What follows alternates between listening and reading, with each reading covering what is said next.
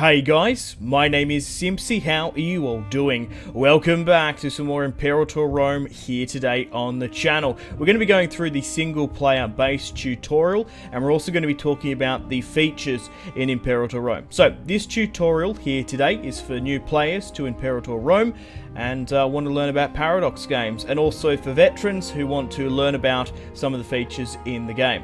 Just got to say a huge thank you firstly to Paradox Interactive for sending me an early access code of Imperator Rome and making this video possible. So let's get stuck and right into it. So let's go into single player, let's go through the tutorial, and we'll work through it firstly, then I'll talk about the features and what each icon means. Okay guys, welcome to the tutorial campaign map. So first up, here is a little bit of a blurb here talking about the history, glory to Rome, Roma Invicta. Here is some more further information about the Roman Republic in this time period. Here is our starting situation, of course, going through the years, and you're most welcome to quickly pause and read if you want about where your resources are in the game. So we currently start off in the 1st of October 304 BC. We are currently here in Rome. Now we are on the terrain map mode. I personally prefer the political. It's just a little bit easier to see, and most Paradox players do prefer that. However, if you like the sort of geography of Rome, you're most welcome to keep it like that, but for this tutorial it's just easier to see to move here. Okay, so here are our objectives on the side. We'll go through this, we'll play through the tutorial and work it through with you guys. Then further on I'm going to talk about the treasury, the manpower, the national overview, government. I'm going to be talking about these and what these do individually. Okay, so first up we need to stabilize Rome. Now I do believe this tutorial is pretty straightforward. It's a good one. Obviously you see to stabilize Rome, it's highlighted in the religion window, to sacrifice to the gods interaction as well. However, I do think this tutorial could be, it could be better if there was a narrated voice over it. Some people prefer to be guided through the tutorial, but having like a voice actor read over this rather than me would improve it, and maybe having some sort of animation like a red circle cross, like actually like sort of guiding you as to where it is. But I'm just going to have to do for now. Okay, firstly, let's stabilize Rome. Okay, so at the moment our stability is currently 1. Now, depending on how high or low your stability is, it affects your national tax, your research points, and it represents the internal stability and the happiness of the country. So we're currently at a 1 here, it can go to a -3 and a +3. So let's stabilize Rome. So how do we do that? We need to sacrifice animals to the gods. So we're going to go to our religion overview, and in the left here, sacrifice to the gods. Now we're going to sacrifice some pigus. We currently have 700 religious power. We get 7 per month, but 700 is quite a lot for now. So we're going to sacrifice a pig here, and our stability has been increased. As you see, our tax and research points have actually gone up. So we're going to stabilize Rome. Let's move down to the second tutorial option. We need to call down an omen. So we're going to have to go back to the religious window as well. So let's go to it now. So essentially what omens do, they give you bonuses for a certain amount of time, some affecting army discipline, which allows your men to fight more. Manpower wise, you can get more to your army. So they've been recommended to us to do the Blessing of Fortuna, which gives us a -2.2 national unrest. So let's go with the Blessing of Fortuna, and as it said there, it's going to last for 180 days. So we've got the Blessing of Fortuna now done. Okay, let's move to the next one. Have an army of 30 cohorts. So here is our army here within Rome. We currently have 15,000 men in there. Just simply left click and drag to get the entirety of the unit. So it actually says here as well in our outline, you can click to this to see the army. So our current army build consists of 5,000 archers, 5,000 heavy infantry, and 5,000 light cavalry. Now there's a couple of options to recruit units. You can actually go to each individual city and build units straight up. However, we're going to make it a lot easier for ourselves and just left click drag on the army. We're going to go to recruit to the army. So this is going to pull all available soldiers to Rome from the city. So let's go with another 15 cohorts. Let's go 1, 2, 3, 4, 5, 6, 7, 8, 9, 10, 11, 12, 13, 14, 15. So that is going to allow us to get those additional cohorts. So this is where you unpause the game. Also with the decrease speed, I'm going to, just for the sake of this video, increase it up to 5, so it's going to be quite quick. So as you can see, slowly but surely, it does take time, 30 days or so, we're going to have enough units rallied up into the main army. We need 30 cohorts or so, which is 30,000 men. I believe it's 1,000 men per cohort. Yep, so it is. So we have an army of 30 cohorts now. Armies have been complete. Splendid. Okay, let's move to triremes. So we have ships in the game as well. In the same way that armies are recruited, you can recruit ships individually, but I do believe you need a port to be able to recruit that. So for example, there's no port city here, so we can't actually recruit any ships. So let's do the same thing as the army. Let's left click drag, go to our build a navy, and wherever we can get ships from, we're going to be able to get an additional 15 here as well. We just need to wait for them 90 days for them to be constructed. Okay, it's taken quite some time for our triremes to be constructed. We've only got 20 days or so now, and then we've constructed the triremes. Excellent. We now have 12 triremes. Okay, our navy has been constructed. Okay, so let's move now to the construct 8 training camps. So this will give us more manpower. Freemen and tribesmen provide you with your base manpower. The more training camps you have, the more you can improve it. So let's quickly just close the objective thing here. Let's go to our macro builder, which is going to allow us to build and convert pops within our empire. So here in the constructing building overview, we've got the marketplace, which gives us local tax. The training camp gives us the local manpower. Fortresses upgrade, well, they build a fortress within the region, giving added defenses, but they do cost, obviously, maintenance. Granary here, which helps with public growth, slave and happiness. We've got recruit cohorts, promote pops, convert pops, assimilate populations, import trade groups. We'll go further into that a little bit later on. So let's go to build training camps, and obviously in green we're going to be able to construct them in all these provinces. So you just simply left click, and let's go through getting all these pops in and around the territories of Rome. Okay, we're slowly but surely waiting another 30 days for those training camps to be constructed. There's a political event here. We'll just ignore this for the time being. As time passes, political events come up slowly but surely, depending and changing stats of your nation and characters. So let's construct the 8 training camps. That's now complete. Let's move along to import fish to Latium. So trade is incredibly important in Imperator Rome, giving you bonuses to specific regions and your overall nation. So there's a couple of ways to access this. So as you see here, trade route, it's currently 1 of 3, so we can get more trade. So let's click on the trade route, and here are all the trade goods. However, we can actually go to the national overview, and we can have a look at all of our regions here and all our trade zones. So you can do it from this perspective if you like. So let's click on the territory of Latium. Let's make a trade right, and they wanted us to get fish. So at the moment, if we import fish, it gives us a population growth in the region of 0.05. It also gives us national freeman happiness as well. Now looking at the goods, there's different types of goods. So for example, fish gives us growth, while iron gives us strategic resources. Horses give us cavalry. Elephants as well would give us elephant warriors.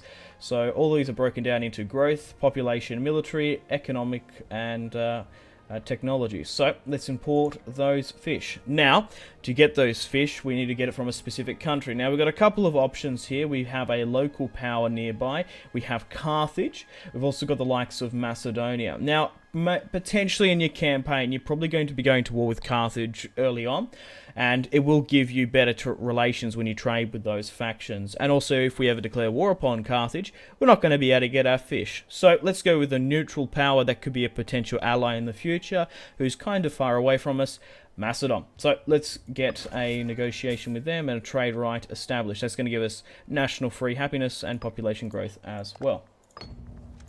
Also, I should have said this a little bit earlier on in the tutorial about how to pronounce the game name. It's technically Imperator Rome, if you want to say it like that.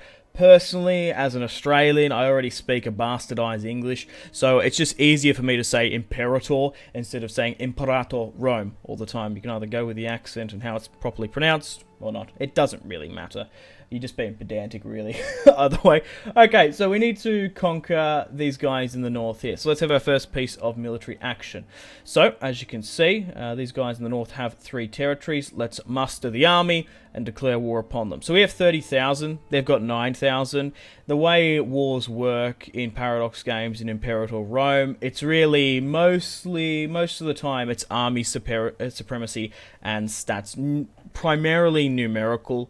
You can get some slight tactical variations. For example, you could like min-max archers and light cavalry if you really want to, but it's basically numbers is the main thing. So let's push to the border here now, and let's get ready to declare war upon them.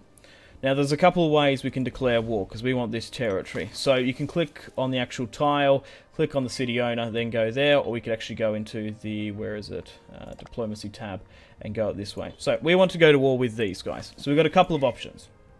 We can go to the Declare War tab.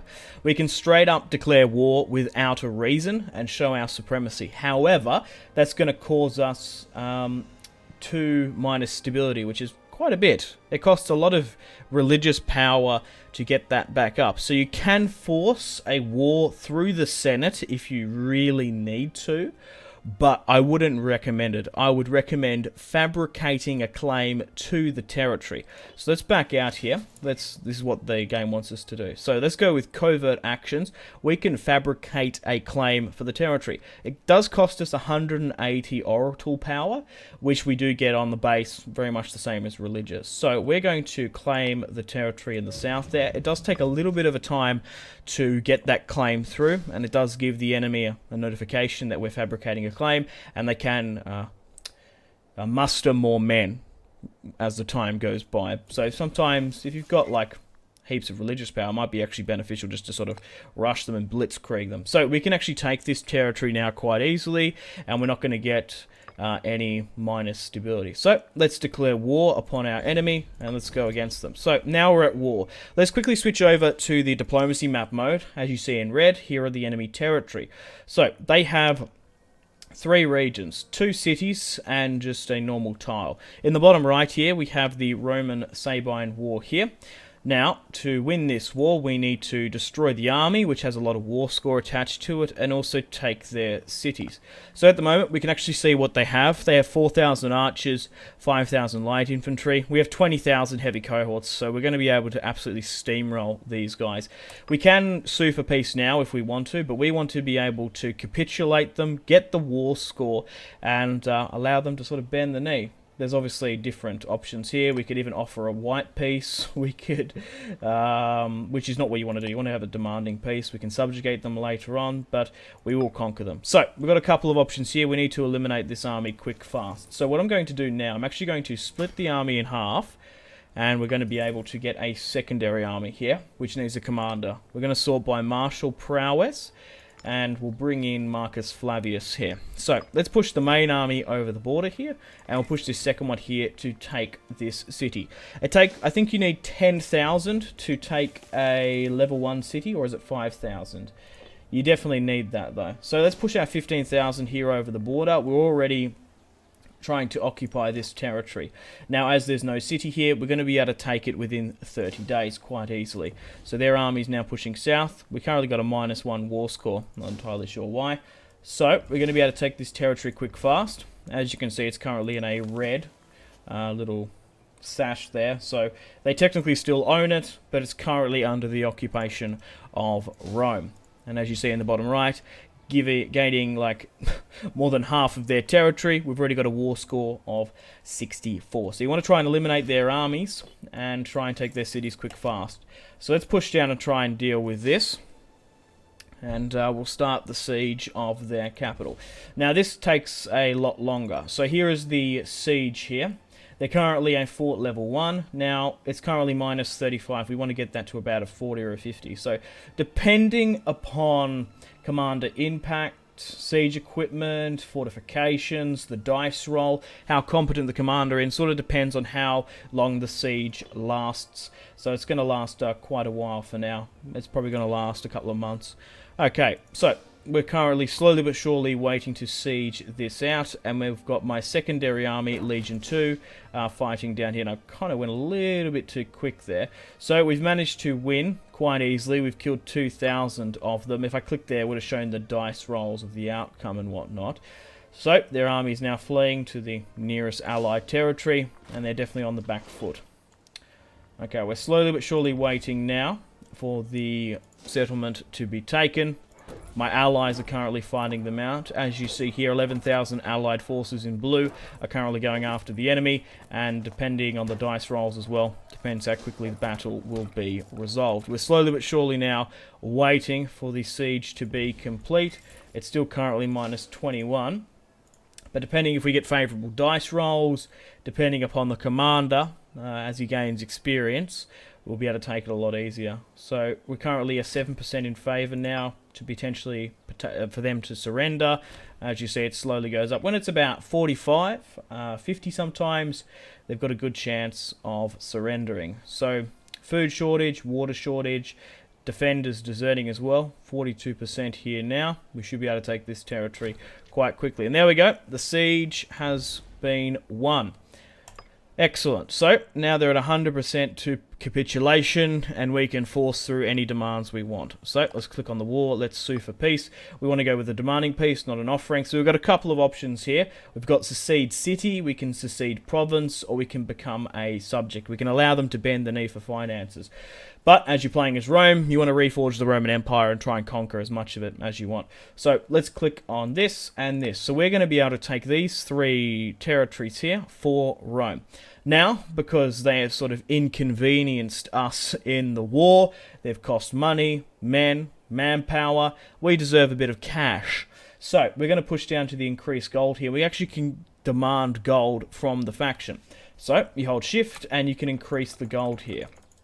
We can currently get 72 war remands from them. So they're going to pay us 72 gold and secede this territory. So let's click OK. You also can click suggest if you would like the AI to do it. However, most of the time you're actually better off doing it yourself. So when you conquer a territory, a country, you've got a couple of options here. What should you do with the elite? So we've got a couple of options here. Our enemies deserve no quarter. Every character will be put to death, the crowd cheering, so we get popularity to the faction leader. Ours is our console. We can banish the class, which removes our aggressive expansion, which is basically how much of a threat you are to other AI kingdoms, and you want to try and get that as low as possible. We can imprison their leaders and let the rest disappear, which will lose our popularity, or we can pass judgment on individual families. As we are Roman, you actually can bring them in and strengthen Rome itself. For example, I think we can get the Gracchi in, which are a really crucial Roman family, Tiberius and whatnot. So getting them in is a good family. However, we're going to banish those of the class and put the rest to the sword because we want to conquer these people. And especially when you fight barbarians, you don't particularly want to be bringing in the noble families unless that's something you want. Okay, so we have conquered this territory now, and we've expanded our territory. Now, at the moment, as we have the same culture, it's not going to be too different to us. There's not going to be too many debuffs. As we're still trying to conquer the Italian peninsula, you might have problems if you assimilate barbarians and whatnot. Okay, well, let's continue on with the tutorial. So, we can purchase an intervention. So, we can spend civic power to increase our technology. So, let's move to the technology tab. We already have a couple of our researchers currently in positions that are getting our research points up. So on the right here, you can actually buy inventions. So 100 civic power. We've currently got 1.2k, which is a hell of a lot. So we're going to be able to buy one. So depending on where you go down, it's either going to increase your military, inventions, civic, oratory, and religion.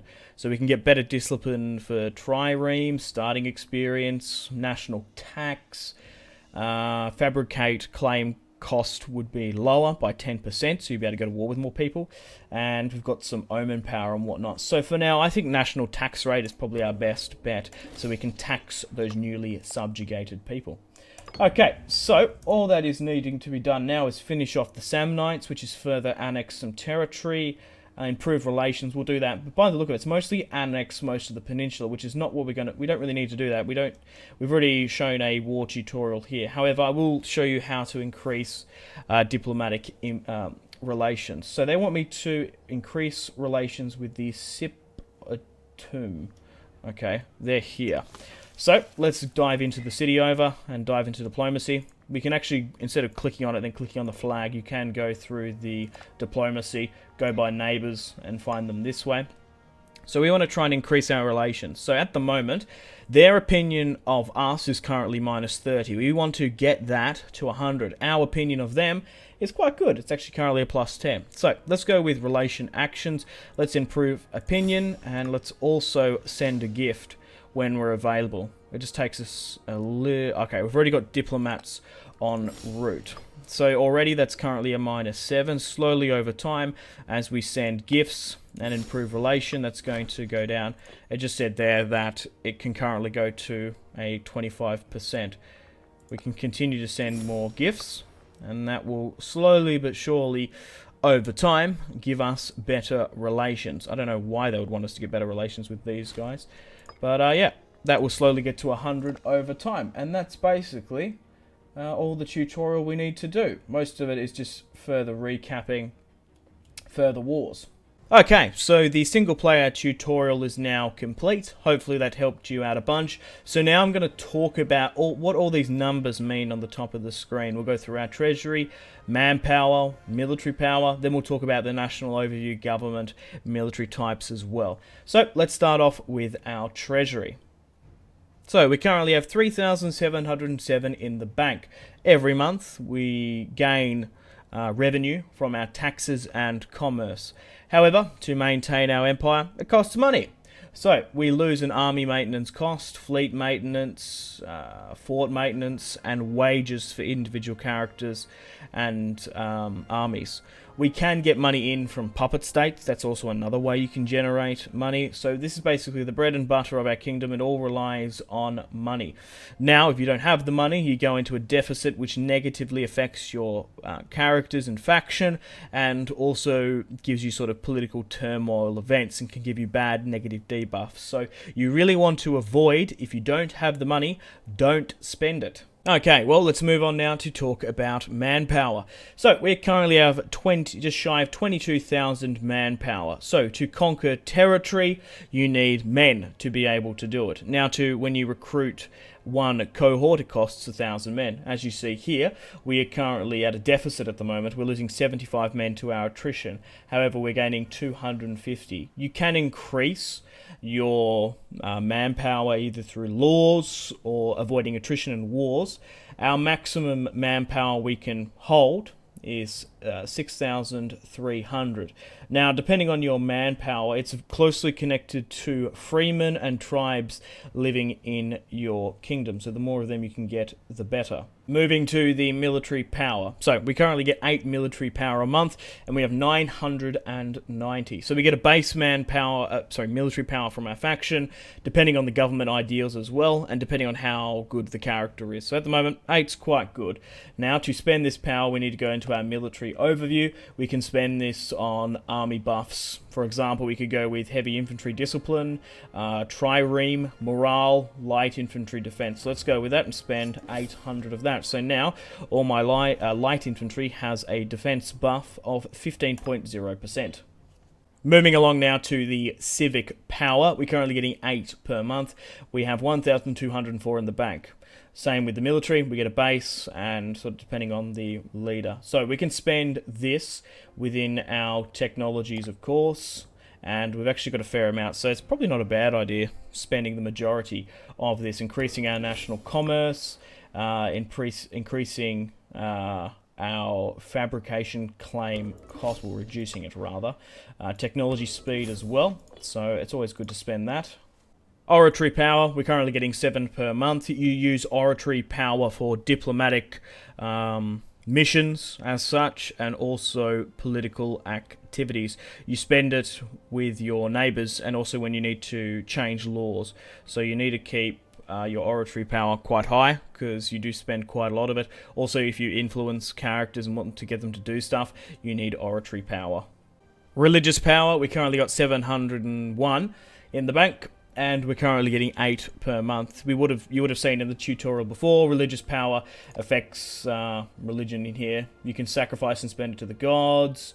You can also get better quality omen and blessing events. So you want to try and get favourable relations with the gods. Stability is pretty self-explanatory. -3 is bad, +3 is good, but it costs religion power. We've done this in the base tutorial already. We've got aggressive expansionists as well. Slowly over time, that will go down. But obviously, the more you conquer, the more wrong culture happiness, the higher it gets and the worse it gets. Okay, let's talk about tyranny. So ours is currently 0, as we haven't gone through any tyrannical actions. So, tyranny reflects the popular opinion of your government and what the people think of you. So, the more you assassinate, execute, banish other characters, and brutally subjugate other neighbouring kingdoms, your tyranny goes up. So, when the tyranny goes up, it decreases your happiness, the happiness of the population, and it also can bring rise to revolts. So you want to try and keep your tyranny quite low. However, there is a positive if you would like to flip your government to potentially like a dictatorship. You want to get your tyranny nice and high so you can flip the Senate over to a sort of monarchy style of government. It's a little bit further away that you want to be doing that in this tutorial, but that's probably the only positive to have your tyranny high if you want to flip your base government over from a republic to a dictatorship. Okay, well, let's move further down here now and go through these. So, let's go through the national overview. So, this is going to allow you to control your population, provinces, and also change your national ideals. So, let's go into the national overview. As Rome is a republic, it says up the top here, and our current consul, our leader, is Publius. So, we can actually see here our culture distribution. Latin mostly, our religious is Hellenic, and then we've got our pop distribution as well, and you can see numbers and modifiers here. Our popularity is currently 9.8. Further down in the south here, we can change governors, we can also change their policies as well. For example, in Latium, let's go back here to Latium. So for example, we're getting local manpower and fort defense. We can actually change this, which does cost oratory power, to encourage trade. For example, we get an extra trade slot. Also with the ideals here, we've currently got military, oratory. You can change it for a minor debuff. So for example, if we want to get rid of this trireme cost and maybe go Civic, we do get national farming, of course. However, it's kind of like your civilization slots. That's the only thing I can sort of compare it to. If you can hit military, oratory, you get a bonus of monthly loyalty and national freeman happiness. If not, it negates the bonus. So there's a little bit of a meta game here that you can play, depending if you need it, and it will change over time as your characters change. You're very much playing as Rome, the country, rather than the character. It's more aligned to the state, rather you're not playing as the individual character like in CK2.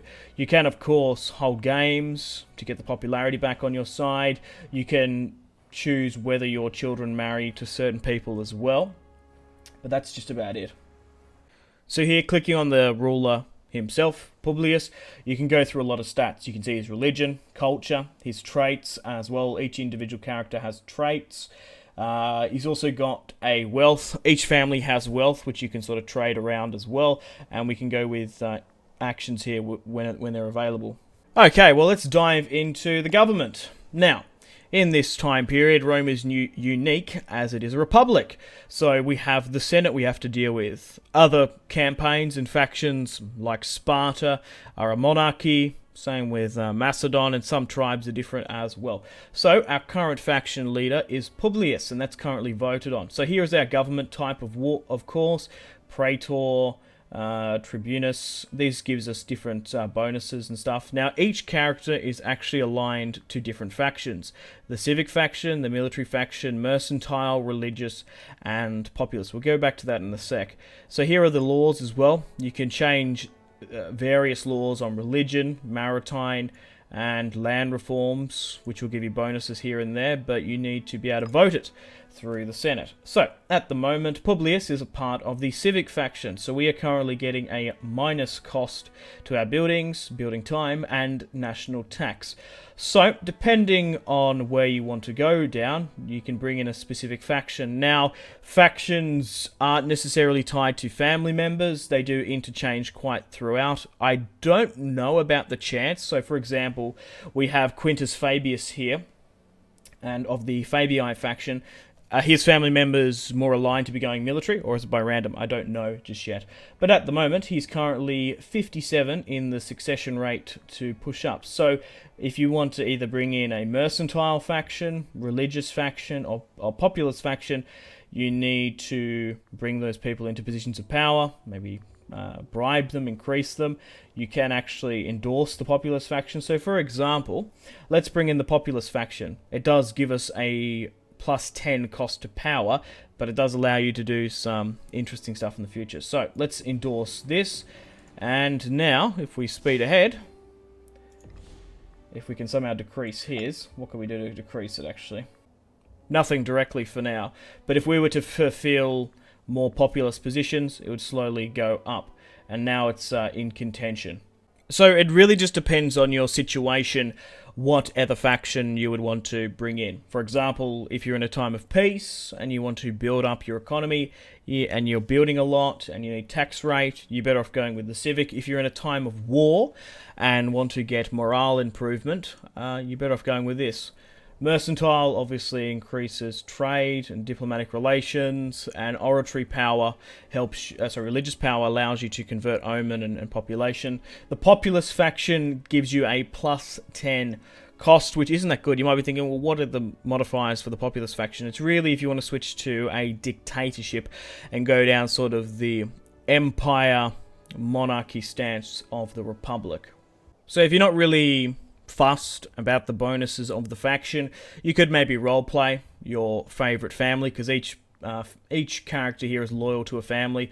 For example, we have Publius Cornelius Barbatos, who is the head of the Cornelii family. If you want to sort of usher them in, he is currently the head of the religious faction.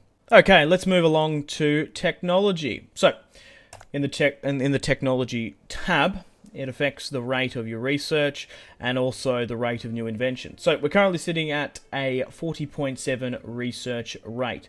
So there are researchers in here. So for example, Lucius is currently a 10 martial advance, so we can't get anyone better in here, so it's better off keeping him. Moving to Civic here, we have Appius, who's currently an 8. So you can go by family member, faction. I usually like to just go by merit. So let's bring Gannicus Flavius in, which will increase our research rate. You're currently a 10 here, 7, and religion-wise, you're currently a 7 and a 7 here. Okay, and then spending your civic power, of course, gives you bonuses. National tribe output, that's good. Omen power, plus 5 as well. So let's go with that.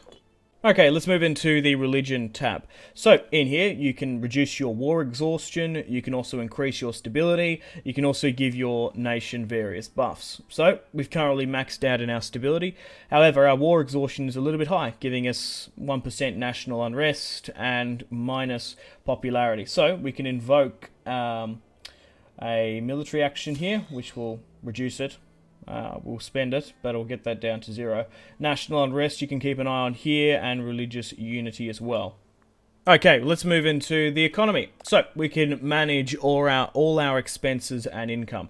At the moment, we're currently losing 0.06 a month. As we've got 3k in the bank, we're fine. But if you are in a bit of a financial predicament, you can change your policies. So, for example, we can go with a harsh taxation, which will improve our, obviously, taxation, but it will reduce our research points and slave output. You can even lower taxes as well. Same with commerce, army maintenance, wages as well, affects loyalty, of course. You can actually spend money into military, civic, oratory and religious power if you need it as well. So we can spend 70 gold for 25 military power, as we were fixing our aggressive expansion before. Let's move into diplomacy. So, diplomacy is pretty self-explanatory. Let's dive through our current agreements with factions, and we'll dive through what we can do with others. So, at the moment, we currently have subjects. We have people who have bent the knee to Rome, and will give us money for being subjects. We've also got diplomatic pacts of military access, allowing us to be going through their lands, and us going through theirs. Exporting to Syracuse is our trade rights. It gives a list of that.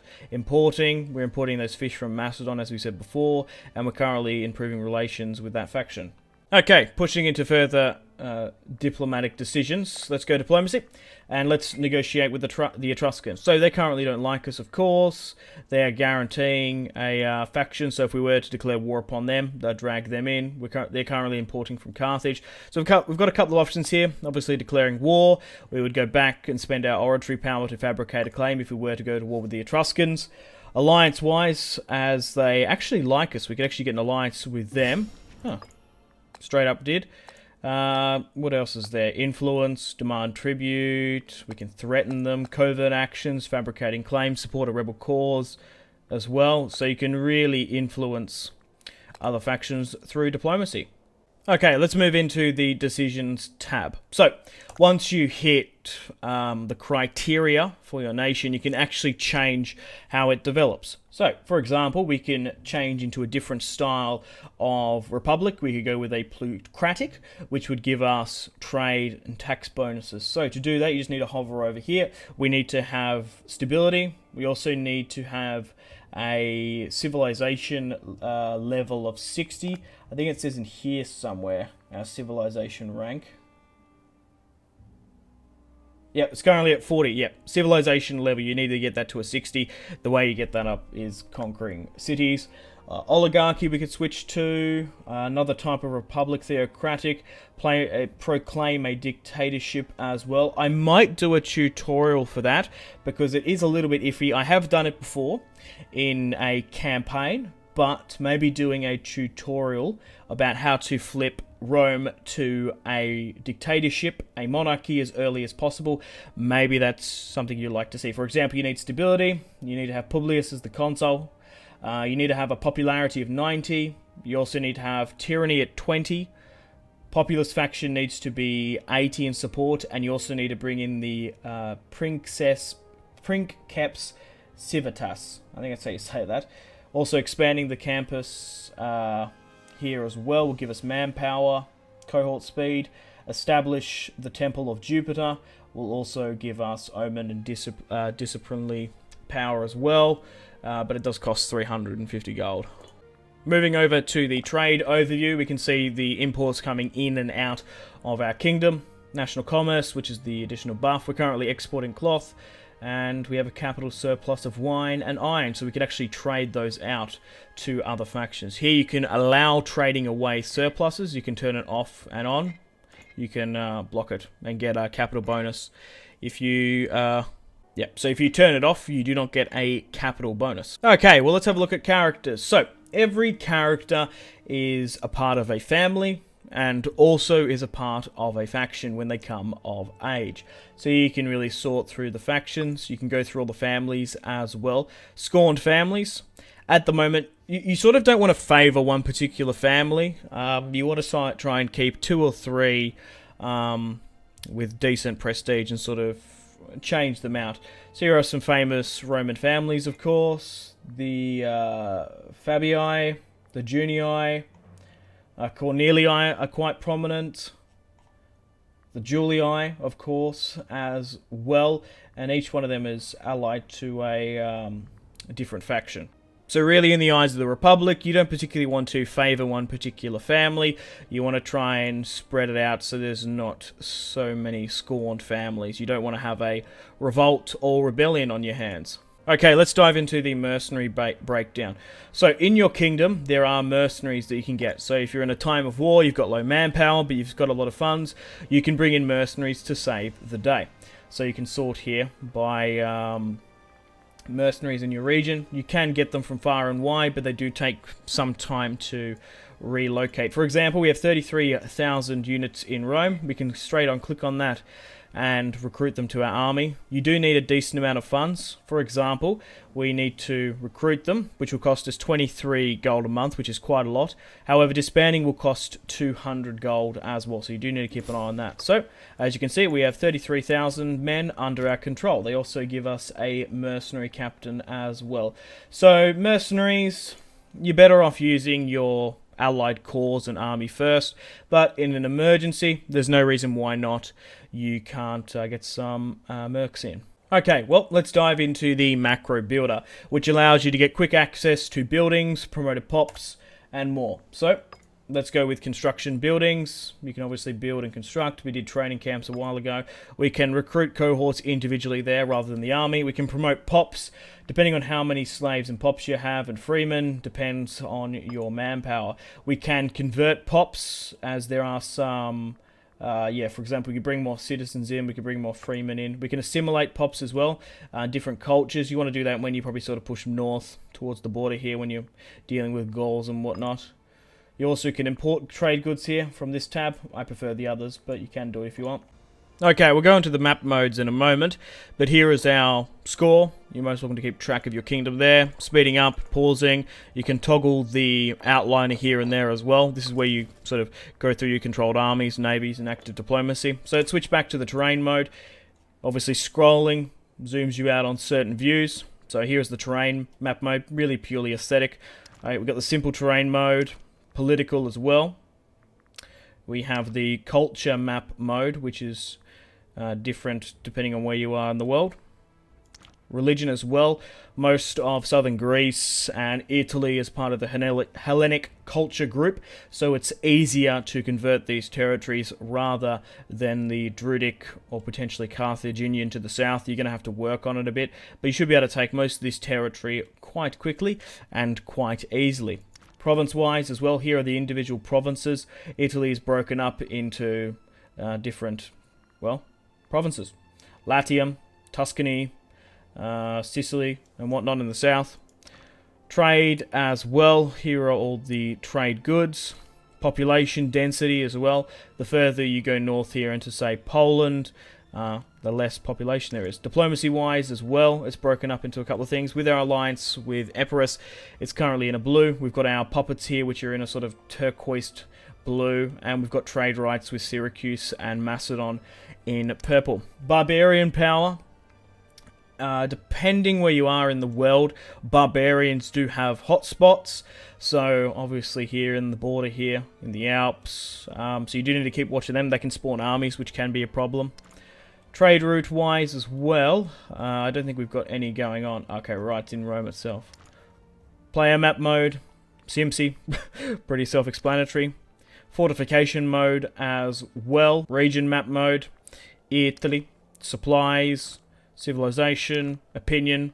It's mostly neutral, as we haven't done much against other factions, and unrest and unloyalty. At the moment, our governors are loyal to Rome. So guys, unfortunately, I have to end the video here. Thank you very much for watching this Imperator Rome tutorial video. Hope it's helped you out a bunch. You're most welcome to bookmark the video, come back to this at any point in time, pause at certain areas, and let me know in the comment section down below if you have any particular questions. Maybe we could do some tutorials on certain aspects of the game. For example, flipping Rome to a dictatorship, if that's something you guys would like to see.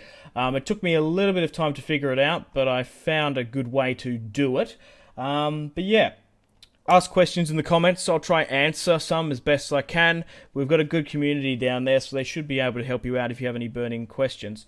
Got to say another huge thank you to Paradox Interactive for making this video possible, and a huge thanks to them for sending me early access. Unfortunately, guys, it is time to end the video here. Thank you very much for watching. Like and subscribe if you haven't already. Let me know in the comment section down below your feedback for the series, and if you'd like to see more, that's the best way to ensure more content. Leave a dislike if you're not enjoying the series. Check out my social media links if you want to stay connected with me. Facebook, Twitter, and Instagram, all in the description below. Highly recommend Twitter. Every single time I post a video, a tweet goes out. It's much more reliable than the YouTube sub box. These days, to get all the notifications for the channel, you have to click the bell, of course, to join the notifications squad. I do enjoy reading those comments. Patreon and merchandise link in the description below, along with the Steam group. Come and join the community on Steam. And on that note, unfortunately, I have to end the video here. Thank you very much for watching once again. Make sure to take care of yourselves. Go out and have a fantastic rest of your day. My name has been Simpzy. Goodbye.